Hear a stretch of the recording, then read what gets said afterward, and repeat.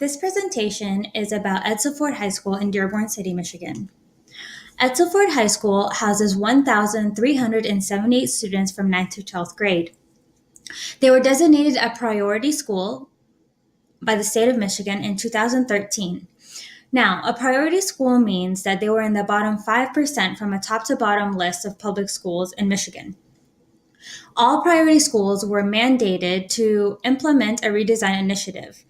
So Edsel High School went through some drastic changes, and in 2016, they were pulled out of the priority school listing.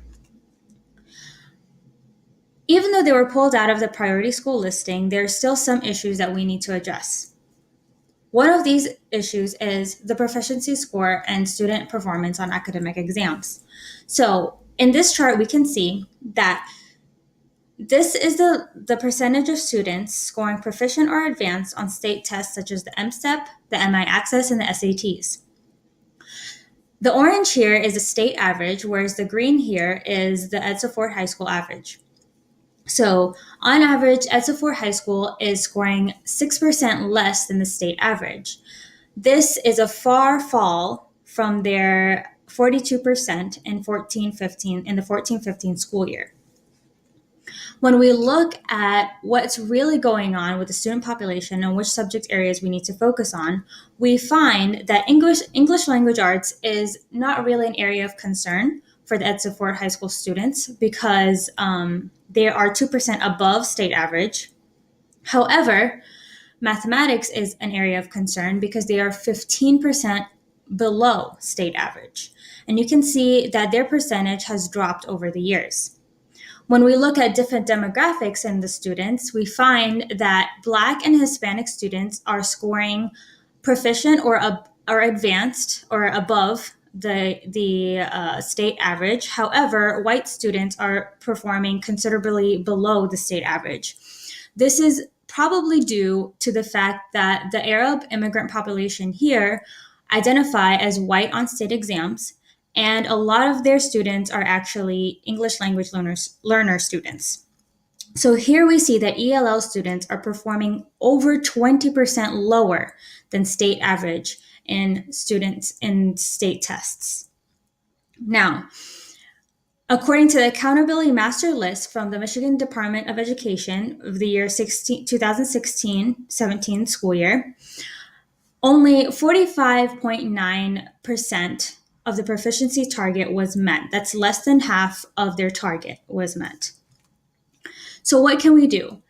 The counseling department can start implementing an RTI system, which is a three-tiered system that addresses different levels of the students and basically considers interventions from the ground up. So here we see Tier 1 is basically addressing 80% to 100% of the students. This is a preventative and proactive way to address the whole student body. Tier 2 are group interventions, which addresses 20% of the students in which Tier 1 was not sufficient for. Tier 3 are intensive, individualized interventions that basically certain students may need for them to academically succeed in school. So Tier 1 interventions to consider. So these are proactive interventions, and they target 80 to 100% of students. In their redesign initiative, Edsel High School actually implemented a 7th hour, and they implemented a silent sustained reading program, which mandated students to read for 20 minutes anywhere they were in the school building at the same time. However, since math is an area of concern right now, we would need to focus on math interventions. So the counselors can train staff during staff meetings on integrating math fluency exercises in relevant subject areas. So this would include all math classes, this would include science classes, this would include nonfiction writing in English language arts. And they could do that by introducing the Academic Intervention Planner, which is a planner designed by Jim Wright that helps teachers easily integrate math fluency exercises in their lesson plans. So an example of that was a student peer pause program in which students every class can integrate little pauses where they partner up with a peer and they do math competency exercises with that peer. Another way we can really implement Tier 1 interventions to address the academic proficiency level is student skills presentations in classrooms. So these are very short student skills presentations led by the counselor. They are 10 to 15 minutes in length, and they are basically to address study skills that are evidence-based and that will help students really understand the best ways to study, aligning to their study habits. So, for example, if they're auditory learners or hearing or visual learners or kinesthetic learners, these are different types of study skills that the counselor can expose the students to for them to really discover the best way that they can learn. And to address the ELL population, these study skills will also be translated for them to easily understand how to help them develop positive study habits. Tier 2 interventions are for 20% of students in which Tier 1 interventions were somehow ineffective for. So, how do we find these students? Well, we can use data such as GPA scores, such as SAT scores, such as basically their gradebook grades to identify struggling students. Now, Edsel Ford High School had developed a lunch study hall during their redesign initiative. Another intervention that we can consider are extra study halls during extracurricular hours. So these are after school hours in which tutoring services can be provided in those hours or in study hall hours that are during the school day. And that will be easy to implement if we were to contract a private tutoring company outside of the school to come to the school site. Counselors once a week can organize group counseling that is specific to study skills and organizational skills. So students that are referred to this group can be referred by teachers or can be referred by counselors by, through data and individual counseling sessions.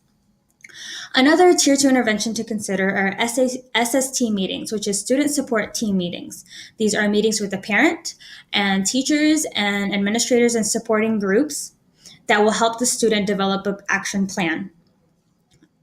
Dual enrollment can also be considered because dual enrollment identifies students that are gifted in which they would like to take college level classes, and it also identifies students that need help in credit recovery so that they can still take credits that they were missing from before.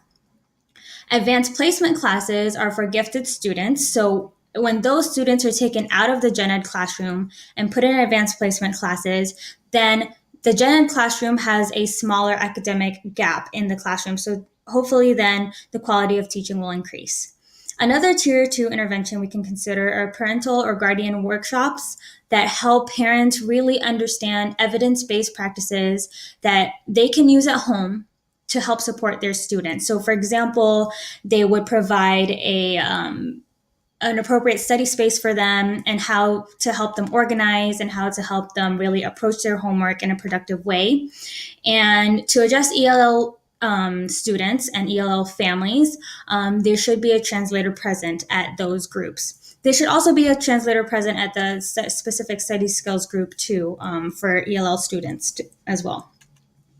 Now, our last type of intervention are Tier 3 interventions. Tier 3 interventions are very individualized for less than 5% of students. So these are students that maybe IEP plans are required for, which are special education plans.